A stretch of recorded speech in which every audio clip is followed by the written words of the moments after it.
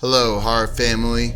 The Descent over the last decade has become a staple in the horror genre, hailed as the purest kind of horror film by Bloody Disgusting. In the movie, a group of young women attempt to help their friend conquer her grief over the death of her daughter and husband through a ritual cave diving excursion. They become lost in an unregistered system, entering the lair of bat-like anthropomorphic creatures. As paranoia and claustrophobia quickens into their psyche, they are hunted and eaten by the ravenous monsters. There are theories to the ominous ending explaining what exactly occurred. One such speculation is that there were no monsters, and the main character Sarah killed everyone in a psychotic, depressive state, hallucinating the imagery of the monsters in place of her friends.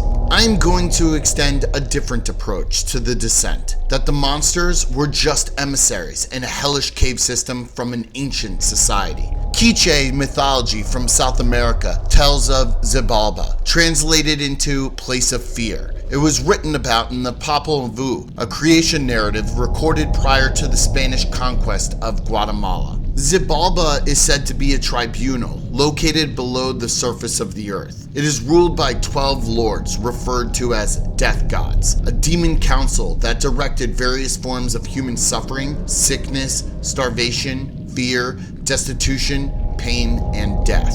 In the movie, Judo decides to take the group through an uncharted network of caves. After a collapse prevents their retreat, the group discovers paintings on a wall depicting two entrances, figuring it is a sign that there is a second access point into the complex. If you look at the details of the drawing, there are animals such as rhinoceros depicted in the painting that are not native to the Adirondack region or the Western Hemisphere. In Mayan culture, Xibalba has many entrances. One of the largest is the cluster of stars in the sky, appearing as a milky arching band, i.e. the Milky Way. A constantly shifting entry would explain the non-terrestrial animals in prehistoric fashion on the stone. It is not uncommon in fiction and mythology to have an ever-moving opening into the underworld, with storied spots located all over the globe, such as the caves of Cape Matapan, Greece, Pluto's Gate, located in Denizli, Turkey, or one of the openings of Xibalba from Mayan lore, the Actum Cave in Belize. Xibalba was written to be rife with traps and trials, to test those who enter. Obstacles included rivers of blood and pus, like the area Sarah woke up in after the disturbing dream of her daughter. The entire area is designed to confuse at various crossroads, where travelers are coerced to choose by either hope or fear.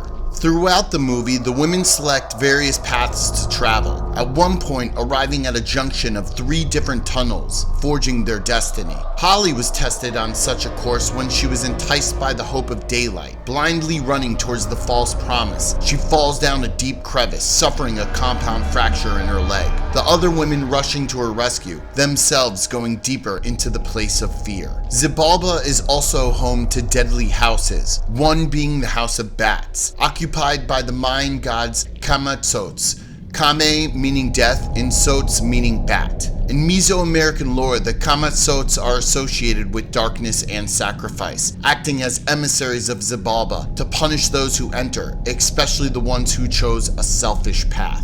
My theory is that Juno and Sarah are the ones truly meant to suffer during their ordeal in the Hell Cave. Juno was responsible for their predicament by lying to her friends about her knowledge of the cave. In the movie, all the women except for Juno and Sarah die by having their throats ripped out. Not necessarily merciful, but ultimately a swift death. Both women are given opportunities to act altruistic, but chose a different path and are made to suffer for it more than their companions. At one point, when Juno is fending off a group of the creatures, she accidentally stabs Beth in the neck. In a state of panic, she flees. Beth grabs at Juno for help, pulling off her watch, a gift given to her by Sarah's deceased husband, whom she held an ongoing affair with before the accident that set off the events of the film. It is foretold in stories of Xibalba that various trials play against the mind, creating imagery to force those to act from a place of either rationale or fear. Juno's response to leave her friend was based upon an internal decision to try to help Beth or help herself, which was possibly judged by the unseen lords of Xibalba, and that judgment dispensed later by the Kamatzots.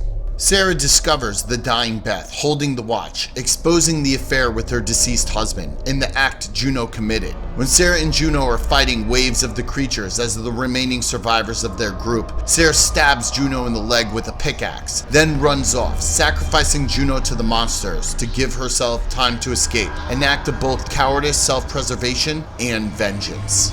Juno was judged by the death gods that ruled the cave. Sarah would be as well, eventually intertwining both of these women in a similar act of karma. Sarah's decision gave her a false sense of escape, and at her highest moment of relief for her own safety, she saw a vision of her recently mutilated friend, revealing that she was still in the hellish landscape, about to suffer the same fate she left her sister to endure moments prior.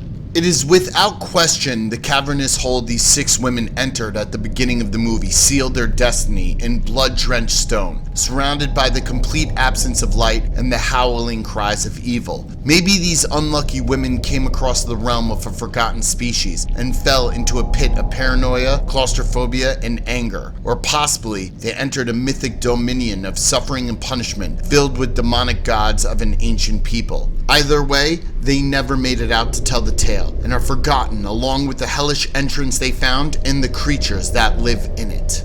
What are your thoughts on The Descent? Do you think it was a cave filled with monsters from an evolutionary mistake? Or was the cave a place of evil filled with minions of a vicious nature? Let me know what you think in the comment section below. Please remember to like, share, and subscribe. Stay scared.